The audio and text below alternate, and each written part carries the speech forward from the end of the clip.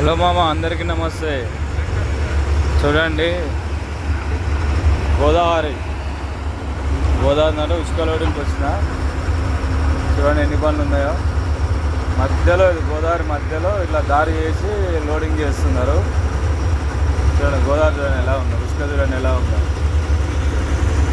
మొత్తం ఉసుకనే, ఉసుక మొత్తం తవ్వి ఇట్లా రోడ్ వేసారు.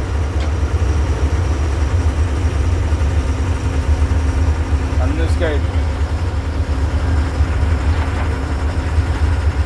లారీ చూడండి లైన్ ఎట్లా ఉన్నాయి.